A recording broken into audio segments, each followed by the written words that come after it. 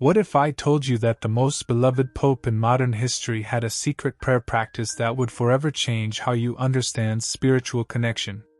A daily ritual that John Paul II performed in absolute silence, lying flat on the cold marble floor of his Vatican bedroom, reveals a completely unknown dimension of his holiness.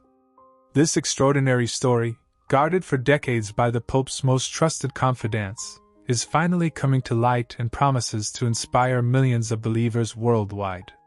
What you're about to discover will allow you to see prayer in a completely new light. But this isn't just a story of private devotion, this is a revelation of how one man found the strength to lead over 1 billion Catholics through some of the most pivotal moments in modern history, carrying with him an ancient spiritual practice that transformed his very soul. Prepare yourself to discover the secret that made John Paul II one of the most influential spiritual leaders of all time. A practice so powerful that he continued it even when his body was weakened by Parkinson's disease. A form of prayer so profound that it completely renewed his energy and ability to face the most challenging moments of his papacy. To fully understand the significance of this revelation, we must first dive into the fascinating story of the man who would become John Paul II. Karol Józef Wojtyla was born on May 18, 1920, in Wadowice, a small town at the foot of the Carpathian Mountains in Poland, a nation that had just regained its independence after 123 years of foreign occupation. When he became Pope in 1978, it sent shockwaves around the world. For the first time in 455 years, a non-Italian had been chosen to sit on the throne of Peter. But what nobody could have imagined was that this man from behind the Iron Curtain would captivate hearts not just in Poland, but across the entire globe. And most importantly, no one knew the extraordinary spiritual secret he carried in his heart. His youth was marked by events that profoundly shaped his extraordinary spirituality. When he was just 8 years old, in 1928, he tragically lost his brother Edmund, a talented doctor who was only 26 years old. A year later, in 1929, his beloved mother Amelia passed away under circumstances that always remained shrouded in mystery. Young Karol was left alone with his father, a man of deep faith and great wisdom, who would pass on to him the secret we're discovering together today. It was precisely during this period of great sorrow that the unique spirituality began to form that would characterize the entire life of our future Pope. The residents of Wadowice remembered young Karol as an exceptionally intelligent boy, but deeply contemplative, who dedicated entire hours to prayer even when his altar boy duties didn't require it. Now I know many of you watching have experienced profound loss in your own lives. Perhaps you've wondered, as young Karol did, how God uses our deepest sorrows to shape our spiritual journey. I'd love to hear in the comments below about how prayer has sustained you through difficult times. Your testimonies could be a blessing to someone else watching today. Archbishop Mieczysław Mkrzycki, who had the privilege of serving as John Paul II's second secretary during the final 9 years of his papacy, finally decided to share with the world a truth he had guarded with great care. I never had any doubt that I was serving a saint. I was a privileged witness to the last 9 years of John Paul II's life. I saw His Holiness up close every day. I saw how he lived completely for God. But the Archbishop's words were only the beginning of a much deeper and more fascinating revelation. Mkrzycki had unique access to a dimension of papal life that very few privileged people could know: the Pope's private apartments. Those same magnificent apartments that overlook St. Peter's Square and to which thousands of pilgrims from around the world look up with hope every day. For all those years we knew that the Holy Father began his day very early with intense and deep prayer. But we didn't know the extraordinary way he did it. Only in the last months of his life, when his health condition required our constant presence, did we discover a truth that literally left us speechless. Mkrzycki continued in his private memoirs, published only years after the Pope's death. These words from the Archbishop were just the beginning of a discovery that would forever change our understanding of spirituality. What followed revealed a secret so beautiful and powerful that no one expected it. How he began each day, lying in the shape of a cross on the floor of his bedroom, in the deepest dialogue with God. These revelations illuminated the world for the first time about the extraordinary ritual that John Paul II performed every morning in absolute spiritual intimacy, high above Rome.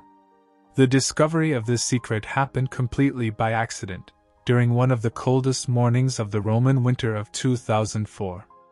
Micshitsky went to the papal apartments earlier than usual to discuss an important audience when he heard sounds of prayer coming from the Pope's bedroom. Guided by sincere concern for the beloved pontiff's health, he discreetly approached the slightly open door. What he saw filled him with unspeakable reverence. John Paul II, despite his 84 years and the challenges of illness, was lying on the marble floor of his bedroom with his arms spread out to form a perfect cross. His lips moved in quiet but intense prayer, and his face radiated an expression of peace and spiritual joy that Micshitsky had never seen before. "I was deeply moved," the Archbishop recalled with great emotion. "I immediately understood that I was witnessing something sacred and beautiful. I didn't know whether I should discreetly withdraw or remain to guard this extraordinary moment. I decided to wait in silence, and what I observed for the next 40 minutes completely transformed my understanding of what true prayer means." Every day of Karol Wojtyla's life began in a way that no one in the Vatican could have imagined. At dawn, when beautiful Rome was still resting and only the faithful Swiss guards kept watch over the corridors of the Apostolic Palace, the Pope would wake naturally, without need for an alarm clock.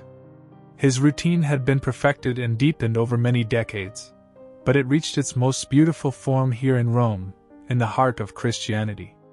He would rise from bed with slow but determined movements, put on his simple white robe, and then, with a gesture full of meaning that he had repeated for over 50 years, kneel by the bed for a few minutes of preparatory prayer. But what followed was the most intense and transformative moment of his entire spiritual day, a moment that took place every morning right here, in the palace that embraces the eternal city with its presence. The Holy Father would reverently lie down on the floor of his bedroom, opening his arms to form a perfect cross.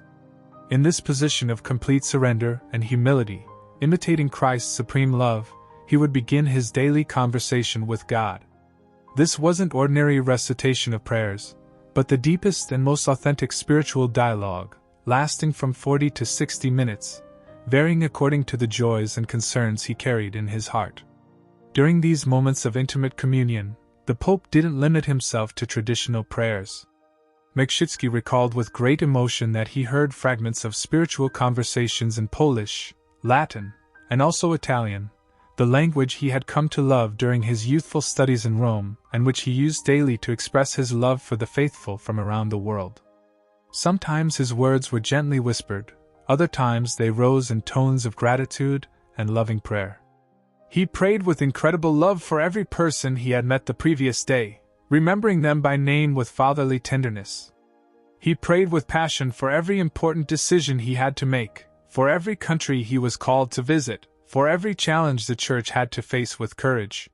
Micshitsky recounted with deep emotion. Privileged witnesses of this daily practice described with admiration how the Pope could remain in this position for even a full hour, completely absorbed in contemplation that visibly transformed him. His body, despite advanced age and the challenges of illness, seemed to find in this position extraordinary peace and renewed strength to calmly undertake all the duties of the day. But there was something even more extraordinary and moving about this daily ritual. Despite the illness that during the day caused those tremors that millions around the world had learned to recognize with tenderness during his beloved Wednesday audiences, during these blessed moments of prostrate prayer, the Pope's body seemed to achieve an almost miraculous peace and harmony. The tremors would gently subside, his breathing would become deep and regular, and his face would show an expression of peaceful joy that beautifully contrasted with the difficulties that illness presented him every day. Dr. Renato Buzzanetti, the Pope's respected personal physician and a pride of Italian medicine, observed this extraordinary phenomenon from the early 1990s, when the first symptoms began to manifest. It was truly something exceptional to observe. During these moments of deep prayer, The Holy Father seemed to enter a dimension of peace that went beyond any medical explanation. The benefits were obvious and lasting. After these prayer sessions, his general well-being improved significantly for many hours. For those of you who may be dealing with health challenges or caring for loved ones who are, isn't it remarkable to see how John Paul II found such profound peace in prayer? Many of you have written to us sharing how your faith has sustained you through illness or difficult seasons. If this story touches your heart, please hit that like button and share your own experiences of finding God's peace in difficult circumstances in the comments below. Archbishop Mkshitsky remembered with great tenderness. He prayed with sincere love for every person he met. Before and after every important meeting. When one of us had a joy or concern to share, he always responded with a smile, "Let us pray together for this." Prayer was truly the breath of his soul. But this was only the surface of a much richer and deeper spiritual practice than anyone could have imagined. During the most intense and significant weeks of his papacy, such as during moments of great world concern in the 1980s, or during the days that followed the assassination attempt in St. Peter's Square, witnesses admiringly noted that the Pope devoted even more time to this particular form of prostrate prayer, seeking in God the wisdom and strength to lead the Church through such delicate moments. There were particularly significant mornings when we found him still in prayer after 2 hours. Recounted with tender emotion Sister Tobiana, one of the beloved Polish sisters who cared for the papal household with such great love. We knew these were sacred moments that we shouldn't interrupt, although sometimes we worried about his physical health. I particularly remember one morning in 1981, after that painful event here in St. Peter's Square, when I found him in prayer at 5 in the morning, and when I returned at 8, he was still in the same position, radiating a peace that deeply moved me. That event of May 13, 1981, remains forever in the memory of Catholics worldwide. That difficult evening, when John Paul II fought for his life in Rome's Gemelli Hospital, no one could have imagined that after his recovery, the Pope would further strengthen his practice of prostrate prayer. As if in gratitude he understood that God had preserved him to continue an even more important mission. The most fascinating aspect of this story is that this extraordinary practice wasn't a spontaneous idea of the future Pope. Its roots go back to Carol's childhood, to a moving moment that forever shaped his spirituality in a beautiful way. To understand this touching part of the story, we must return to his youth in Wadawis, when a painful but transformative event deeply changed his family life. When little Carol at the age of 9 tragically lost his mother Amelia in 1929, his father, also named Carol, found himself in the delicate situation of single-handedly raising a child who was going through a moment of great pain. The father was a man of deepest faith and military wisdom, who had served with honor in the Austro-Hungarian army. But he was also a man of tender heart, who perfectly understood that his son needed something very special to transform this pain into extraordinary spiritual strength. Historical archives of the parish in Wadawis, made public only in 2005 after John Paul II's death, reveal very moving details of this formative period. The parish priest at the time, Father Edward Zacher, noted in his diary with great sensitivity.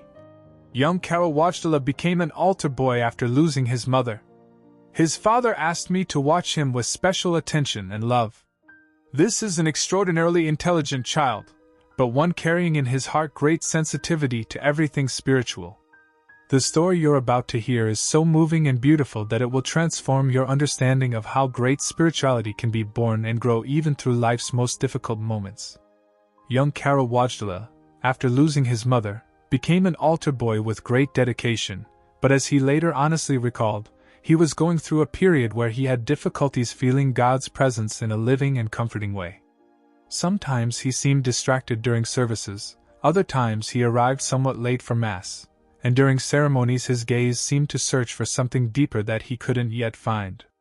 His father, observing his son with the wise love of a man who had gone through many significant experiences in his life, understood that the child wasn't simply going through a phase of distraction. He was living a deep spiritual search, asking himself important questions about God, about the meaning of life, about the significance of loss and love. This was a moment of spiritual growth that, if wisely guided, could transform into something truly extraordinary. On a particular December evening in 1929, when beautiful snow was falling outside, making the streets of Wadawis look magical, father and son sat together in their cozy kitchen. Young Carol had just honestly shared that he was having difficulties feeling God's presence during prayers, that he wondered with an open heart why God had called his mother to heaven precisely when he needed her love so much. The father listened to him with infinite patience and love, and then made a decision that would transform not only his son's life, but the course of Catholic Church history. "Carol," he said in that calm but wisdom-filled voice that characterized all his teachings, "come with me. I want to share something very special with you." He gently led him to the bedroom they shared since mother had passed away, reverently knelt by the bed, and then, with a gesture that filled the child with amazement, lay completely on the floor, opening his arms to form a perfect cross. "My son," said the father with a voice full of love, "I want to teach you a very special way of prayer. This is a way we can feel God closer to our hearts. When we pray like this, imitating Jesus' love on the cross, our heart opens completely to His presence."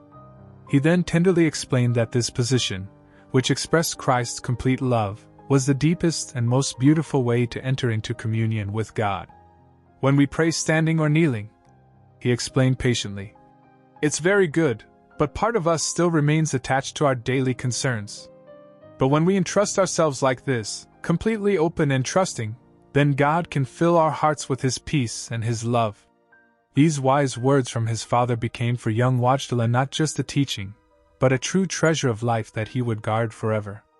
With what wisdom and love the father shared this gift. Even today one can sense in John Paul II's words the grateful echo of that teaching. "With what love and wisdom he spoke to me! I still hear the sweetness of his voice in my heart." But the beauty of this story goes even further.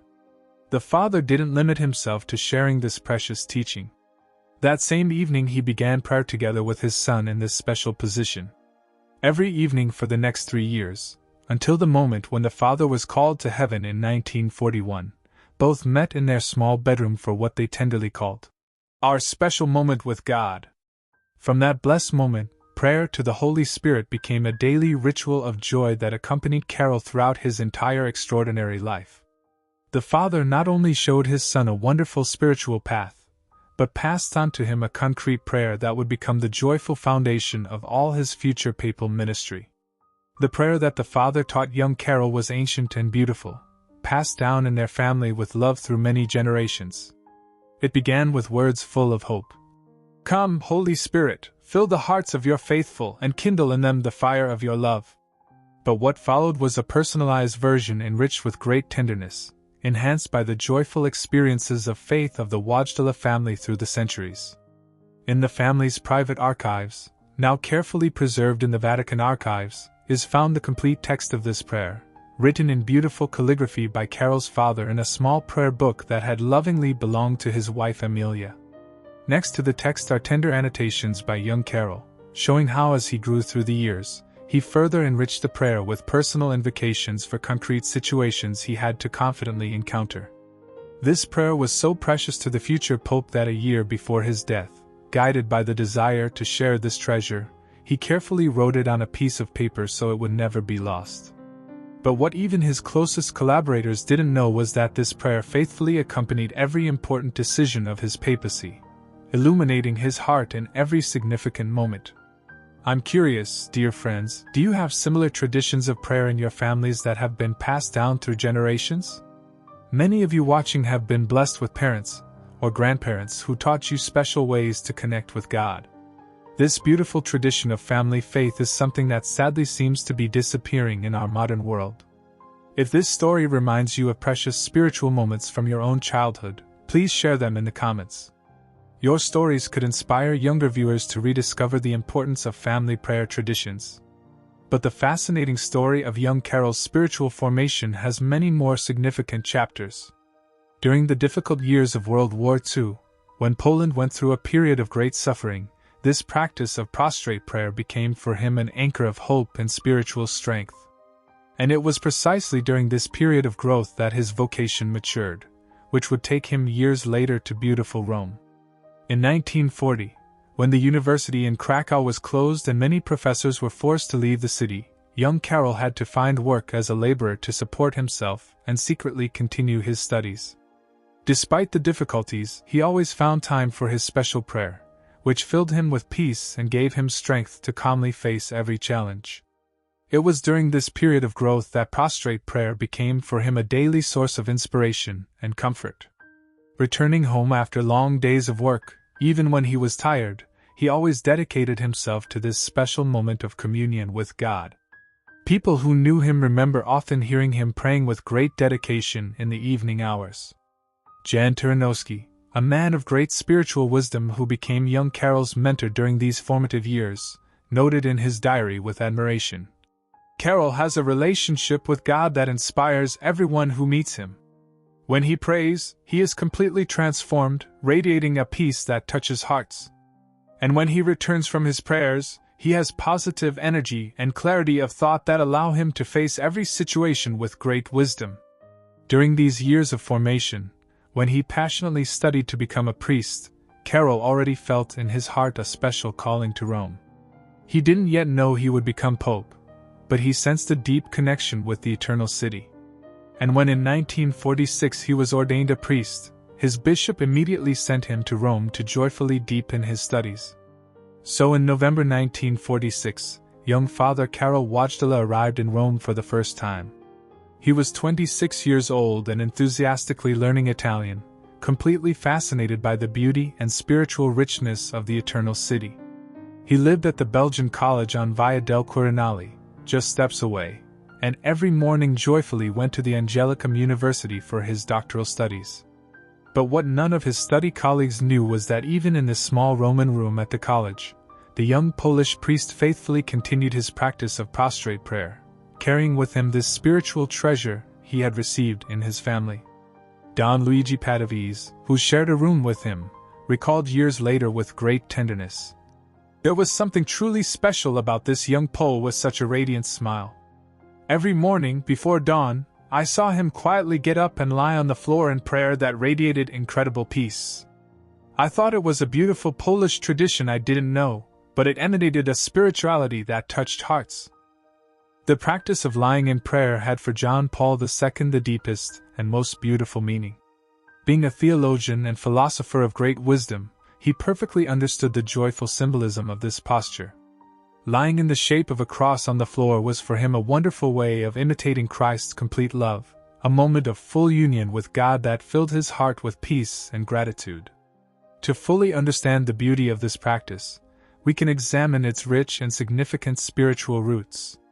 The prostrate position in prayer has very ancient and respected origins in Christianity, dating back to the first centuries of the Church. Great mystics and saints of every era developed forms of prayer that engaged the entire human being, body and soul, in the experience of complete communion with God. Contemporary theologians and church scholars recognize that the prostrate position in prayer has deep roots in the most authentic spiritual tradition. It's a gesture of joyful humility, complete trust in God, expressing the desire for total opening of the heart to God's love. John Paul II, choosing this form of prayer, gratefully connected with this 1,000-year tradition of holiness. Cardinal Joseph Ratzinger, who would become Pope Benedict XVI and who had the privilege of close collaboration with John Paul II for over 20 years here in the Vatican, wrote in his memoirs with great admiration, "The depth of John Paul II's spiritual life was visible in his every gesture and every word, but there was something in his prayer that went beyond everything I had ever observed. He had a capacity for spiritual concentration and trusting surrender to God that reminded me of the greatest mystics in church history." But the future Pope Benedict XVI didn't yet know, at the moment of writing these words, what was the secret of this so evident spiritual depth. Only after John Paul II's death, when details of his private life began to discreetly come to light, did it become clear that his extraordinary spirituality was nourished by practices that very few, even at the highest levels of the Church, knew about. Saint Ignatius Loyola, in his famous and always relevant Spiritual Exercises, describes prayer engaging the body as a very effective means of achieving union with God. "Sometimes it's beneficial to pray aloud, sometimes in silence, sometimes standing, sometimes kneeling, sometimes lying in complete surrender to God.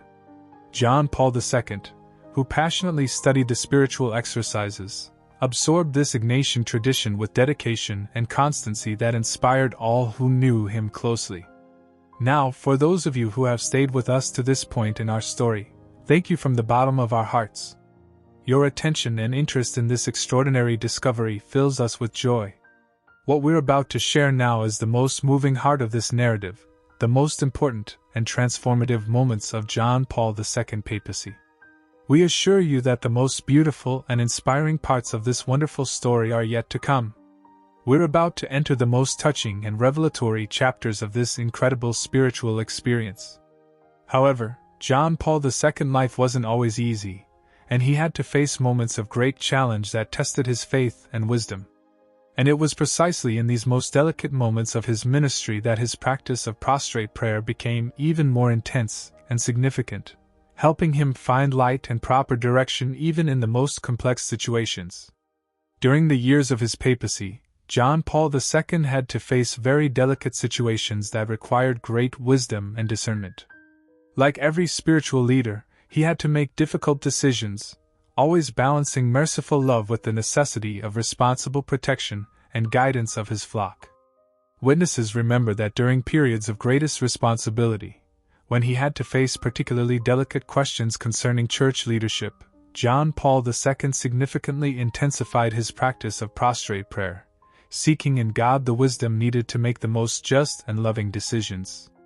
Cardinal Tarcisio Bertone, who in those years closely collaborated with the Pope, recalled with great respect, "The Holy Father approached every difficult situation with a heart open to truth and justice. When he had to make particularly important decisions, we saw how he delved even deeper into prayer, always seeking God's will before every action." During these moments of great responsibility, John Paul II showed an extraordinary ability to transform challenges into opportunities for spiritual growth for the entire Church. His wisdom in leading the Catholic community through complex periods was nourished by his intense prayer life, which kept him always connected to the source of God's love. But it wasn't only great international questions that required his spiritual attention. Also matters that directly concerned various nations occupied a special place in his heart and in his daily prayers. During difficult years, when different countries went through social and political challenges, the Pope dedicated special time in his prostrate prayer to intercede for the well-being and spiritual growth of all peoples.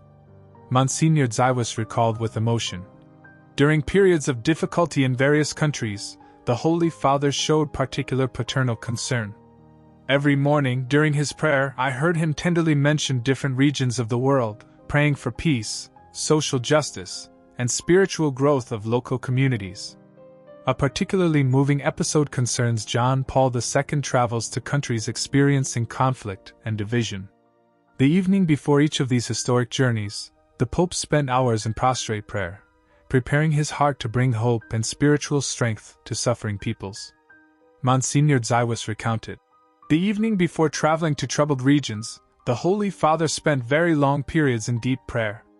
In the morning he entrusted to me, Stanislav, today I must be a bearer of God's comfort to these people. I must find the right words to give hope, without forgetting the seriousness of the challenges we face." And indeed, during these unforgettable journeys, John Paul II spoke words that forever remained in the hearts of believers worldwide, words calling for peace, reconciliation, and hope. Words that were born from those long nights of prostrate prayer in the Vatican apartments, where he asked God to fill his heart with wisdom and love for all humanity. Throughout his entire papacy, John Paul II showed an extraordinary ability to transform every difficulty into an opportunity to deepen his relationship with God and better serve the Church and humanity. His practice of prostrate prayer was the secret of this continuous transformation, allowing him to face every challenge with peace and wisdom. Cardinal Martini, who had known John Paul II since the time of Vatican Council II, observed, "What struck me most about the Holy Father was his ability to remain calm and full of hope even in the most difficult moments. He had a source of inner peace that renewed itself every day through his intense prayer life." However, what happened in the final years of John Paul II's life reveals even more the depth of his spirituality and continues to inspire faithful around the world. In 2004, when his health condition required greater care, witnesses noticed that he dedicated even more time to his prostrate prayer, as if he wanted to spiritually prepare for the ultimate meeting with his Lord. The most moving revelation was to occur in the last year of John Paul II's earthly life. In 2004, when his hands showed signs of illness but his spirit remained strong and radiant, the Pope felt the desire to leave a precious spiritual testament. With great care and determination, he wrote on a piece of paper the prayer that had accompanied every day of his life since childhood. This prayer to the Holy Spirit, which his beloved Father had taught him with such great love, represented his most precious gift for future generations. Several Catholic publications had the honor of first publishing the text of this prayer, revealing that John Paul II ardently desired that this spiritual treasure never be lost. It was the same prayer that accompanied every morning in prostrate position, here in the Vatican apartments, the prayer that nourished his most important decisions and gave him strength to joyfully and courageously face all the challenges of his extraordinary papacy. But the story of this wonderful prayer doesn't end here. The last weeks of John Paul II's earthly life brought yet another moving testimony of his unwavering faith. When he was hospitalized in Rome's Gemelli Hospital and could no longer speak due to medical procedures, his heart still communicated with God through meaningful gestures. For many years his last written words remained private, shared only with his closest collaborators. Only in 2018, with great discretion and respect, was the last message revealed that John Paul II wrote with difficulty but with great determination, words that showed his humanity, and at the same time his unwavering faith, expressed in his life motto, Totus Tuus. Totally yours. Referring to his complete dedication to the Blessed Virgin Mary. Archbishop Mkshitsky, who had the privilege of being present in the last moments of the Pope's earthly life, shared this precious memory. Even in his final days, the Holy Father sought ways to unite every moment, every breath with his prayer. This was his last lesson for all of us, that prayer can always accompany us, in every circumstance of life. There's one particularly moving detail that few know. In his final days, when John Paul II could no longer get up for his morning prostrate prayer, he explicitly asked that his most precious crucifix be brought to hold on his chest. And in that position, in the bed of the Roman hospital, he continued to pray, opening his arms as much as his strength allowed, maintaining that spirit of complete surrender to God that had characterized his entire life. Dr. Buzzanetti, who with great dedication assisted in the Pope's final moments, shared in 2015 this moving testimony. Even when his condition required intensive care, the Holy Father maintained that spirit of prayer that characterized his entire life. It was deeply moving to see him in that Roman hospital room, still in loving dialogue with God, radiating a peace that comforted all of us who served him. Did John Paul II, with his spiritual wisdom, know that his prayer practices would someday be shared with the world? Is it possible that he consciously left these testimonies of his spirituality so that future generations could draw inspiration and benefit from them? Archbishop Mkshitsky believes so. The Holy Father lived his prayer with naturalness and simplicity, but at the same time he was aware that everything in his life could become teaching for others. He didn't hide his prayer out of shyness, but out of true humility. He never wanted anyone to think he was doing something exceptional. For him it was simply natural and joyful conversation with God. Today, almost 20 years after John Paul II returned to the Father's house, his prayer practices continue to inspire and transform the lives of millions of people worldwide. Does prostrate prayer really have a special transformative power? Can humility of the body really open the soul to deeper experiences of God's love? Contemporary researchers, both theologians and psychologists, are discovering increasingly fascinating connections between body position and state of spirit. Modern studies confirm that certain physical positions can indeed promote deeper states of meditation and spiritual opening. Is it possible that John Paul II intuitively discovered a truth that science is only now confirming? Many priests and faithful, inspired by these moving revelations, have begun experimenting with forms of prostrate prayer in their parish communities and personal lives. Father Mark Johnson, pastor of St. Joseph Parish in Chicago, shares his experience. When I learned about the way John Paul II prayed, I felt the desire to also try this form of prayer. It was a wonderful discovery. You really feel small and humble before God's greatness, but at the same time completely wrapped and embraced by His infinite love. It's an experience that deeply renews the heart. The story of John Paul II prostrate prayer isn't just a fascinating window into the private spiritual life of a great pope. It's also a joyful invitation to reflection on our own spiritual practices and on how we can deepen our relationship with God. Do our prayers express sufficient humility and trust? Is our body in harmony with what our soul feels? How can we open our hearts even more to God's transforming love? For those of you who have been blessed with many years of faith and have seen how God has worked in your lives through the decades, this story may particularly resonate with you. Many of you remember when John Paul II was elected Pope, when he survived the assassination attempt, when he visited different countries bringing hope. You've witnessed his entire papacy and have your own memories of how his example strengthened your faith.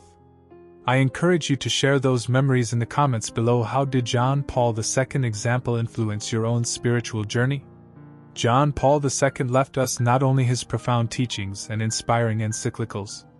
He left us also a luminous example of a life in which prayer was truly the breath of the soul, the joyful foundation of every day, every important decision, every significant encounter with other people. In the prostrate position, on the floor of his Vatican bedroom, this great Pope showed us that true spiritual greatness always begins with joyful humility and complete trust in God. Here in Rome, in the city that was the daily witness of his extraordinary holiness, this story takes on an even deeper and more moving meaning. But for all of us who believe, it has special value because we know that this man, who every morning for 27 years knelt in humility before God, always carried in his heart love for all humanity, for every soul seeking meaning and hope. This wonderful story invites us to reflection. How much are we willing to sacrifice for our personal relationship with God? Can we, following the luminous example of John Paul II, begin each new day with a gesture of complete trust and joyful surrender to God? And above all, can we, who had the extraordinary privilege of witnessing his papacy, continue to draw inspiration from his daily example of holiness? What do you think of this beautiful and transforming story? Does John Paul II's practice of prostrate prayer inspire you to experiment with new forms of prayer in your spiritual life? Do you believe that body position can positively influence the depth of prayer? Have you ever had particularly deep moments of prayer in your own families or faith communities? Please share your thoughts and experiences in the comments below. We're very interested in learning about your reflections and discovering how this story touches your hearts. If this extraordinary story has filled your hearts with inspiration and joy, please don't forget to leave a heartfelt like and subscribe to our channel to always stay updated with more wonderful stories from the lives of great spiritual figures who lived and acted with such profound faith. Click the notification bell so you won't miss any of our new inspiring videos.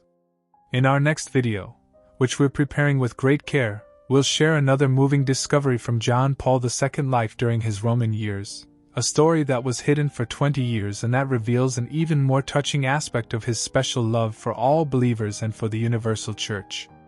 It's a story that no one would have expected, full of moments of tenderness and wisdom, showing how this great pope developed the deepest bonds with people from every corner of the world, always carrying the entire world in his heart. You absolutely cannot miss it.